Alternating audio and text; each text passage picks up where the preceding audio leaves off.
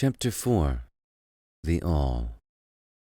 Quote, under and back of the universe of time, space, and change is ever to be found the substantial reality, the fundamental truth. Unquote. The Kybalion. Substance means, quote, that which underlies all outward manifestations, the essence, the essential reality, the thing in itself, etc.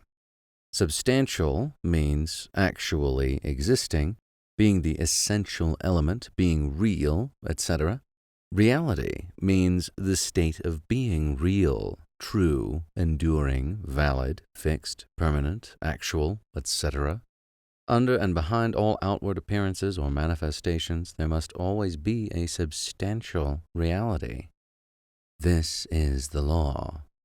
Man, considering the universe, of which he or she is a unit, sees nothing but change in matter, forces, and mental states. He or she sees that nothing really is, but that everything is becoming and changing. Nothing stands still. Everything is being born, growing, dying. The very instant a thing reaches its height, it begins to decline. The law of rhythm is in constant operation. There is no reality, enduring quality, fixity, or substantiality in anything. Nothing is permanent but change. He or she sees all the things evolving from other things and resolving into other things, a constant action and reaction, inflow and outflow, building up and tearing down, creation and destruction, birth, growth, and death. Nothing endures but change.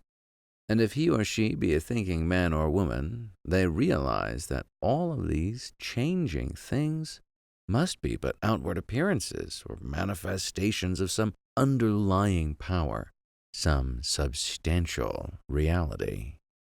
All thinkers in all lands and in all times have assumed the necessity for postulating the existence of this substantial reality. All philosophies worthy of the name have been based upon this thought. Men and women have given to this substantial reality many names.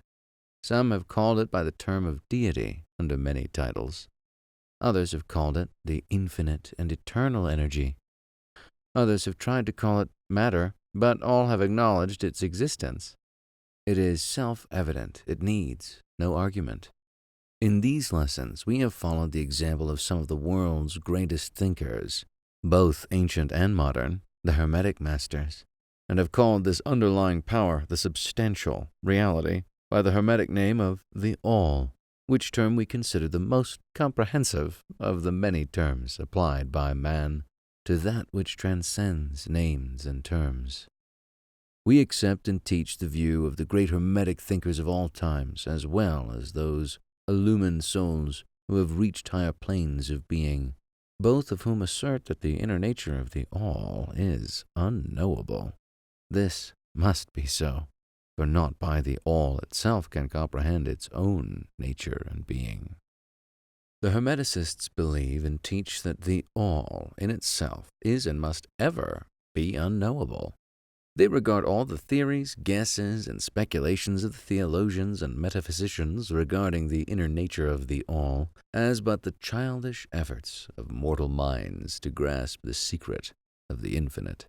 Such efforts have always failed, and will always fail, from the very nature of the task. One pursuing such inquiries travels around and around in the labyrinth of thought until they are lost to all sane reasoning, action, or conduct, and are utterly unfitted for the work of life. They are like the squirrel which frantically runs around and around the circling treadmill wheel of their cage, traveling ever and yet reaching nowhere. At the end, a prisoner still, and standing just where they started. And still more presumptuous are those who attempt to ascribe to the All the personality, qualities, properties, characteristics, and attributes of themselves.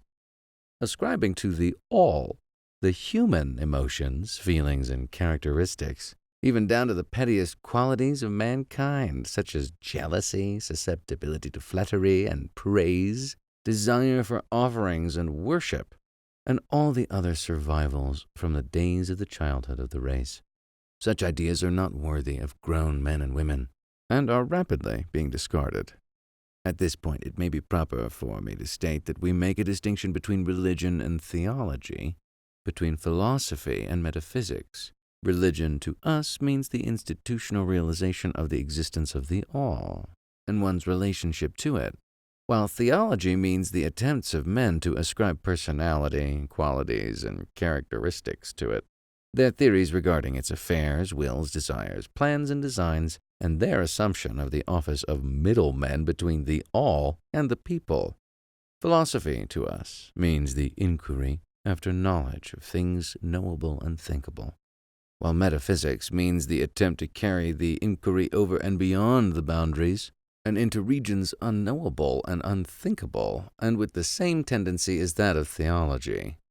And consequently, both religion and philosophy mean to us things having roots in reality, while theology and metaphysics seem like broken reeds, rooted in the quicksands of ignorance, and affording naught but the most insecure support for the mind or soul of man.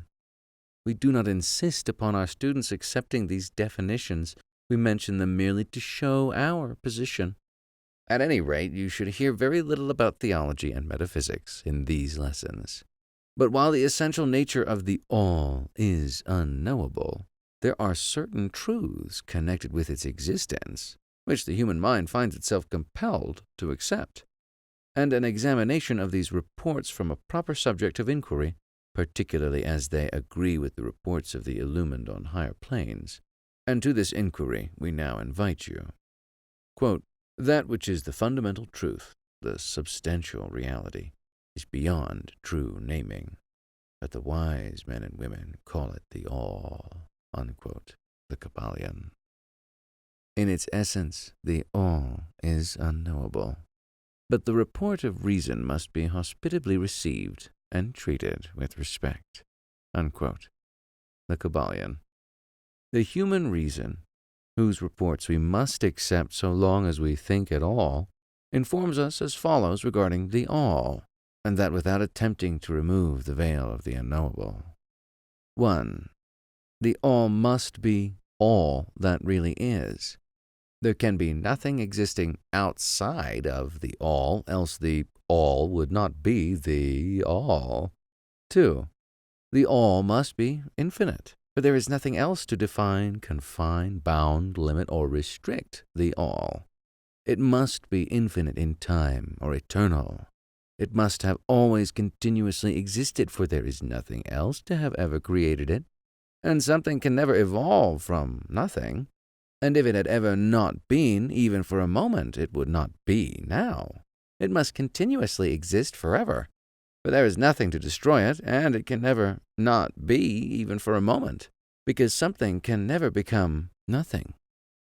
It must be infinite in space, it must be everywhere, for there is no place outside of the all. It cannot be otherwise than continuous in space, without break, cessation, separation, or interruption. For there is nothing to break, separate, or interrupt its continuity, and nothing with which to fill in the gaps. It must be infinite in power, or absolute, for there is nothing to limit, restrict, restrain, confine, disturb, or condition it. It is subject to no other power, for there is no other power. 3. The all must be immutable, or not subject to change in its real nature, for there is nothing to work changes upon it, nothing into which it could change, nor from which it could have changed. It cannot be added to, nor subtracted from, increased, nor diminished, nor become greater or lesser in any respect whatsoever. It must have always been, and must always remain, just what it is now, the all. There has never been, is not now, and never will be anything else in which it can change. The all being infinite, absolute, eternal, and unchangeable, it must follow that anything finite, changeable, fleeting, and conditioned cannot be the all. And as there is nothing outside of the all in reality, then any and all such finite things must be as nothing in reality.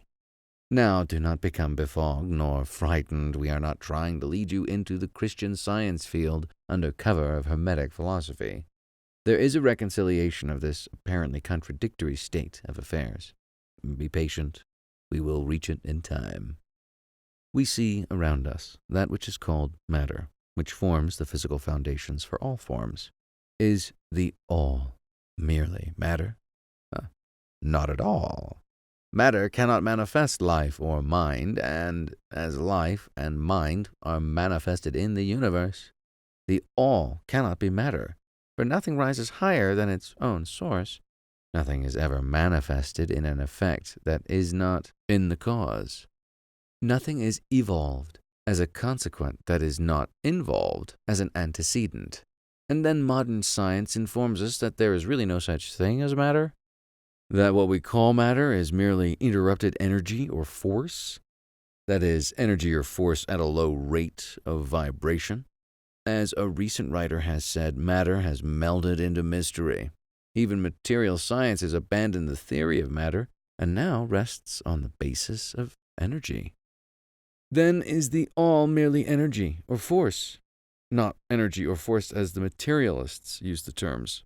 But their energy and force are blind, mechanical things, devoid of life or mind. Life and mind can never evolve from blind energy or force, for the reason given a moment ago. Nothing can rise higher than its own source. Nothing is evolved unless it is involved. Nothing manifests in the effect unless it is in the cause.